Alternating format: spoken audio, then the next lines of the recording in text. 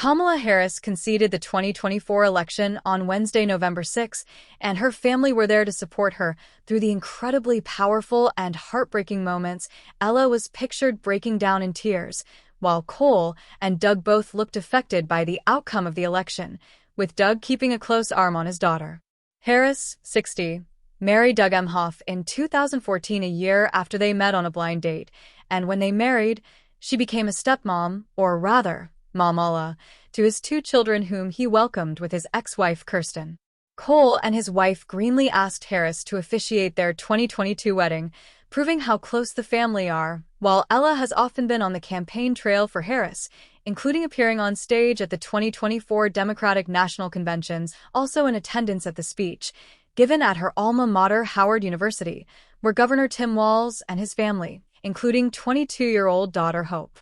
Hope also appeared in tears, proudly showing how impacted she was by the results, and Tim, the governor of Minnesota and Kamala's VP pick, stood by her side, as did Mom Gwen. Harris conceded to Trump over a phone call earlier in the day, and senior aides shared that she congratulated him and discussed the importance of a peaceful transfer of power and being a president for all Americans.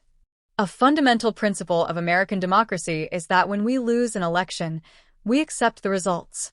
That principle, as much as any other, distinguishes democracy from monarchy or tyranny, and anyone who seeks the public trust must honor it.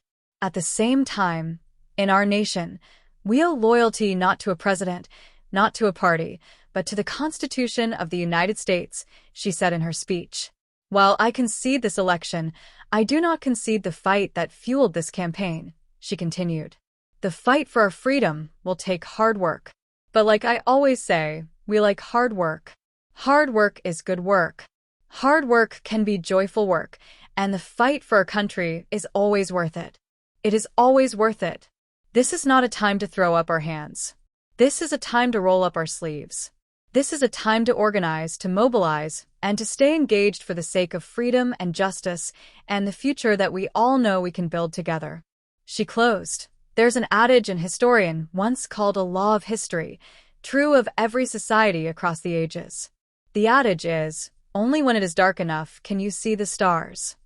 I know many people feel like we are entering a dark time, but for the benefit of us all, I hope that is not the case. But here's the thing, America, if it is, let us fill the sky with the light of a brilliant, brilliant billion of stars. The light of optimism, of faith, of truth and service.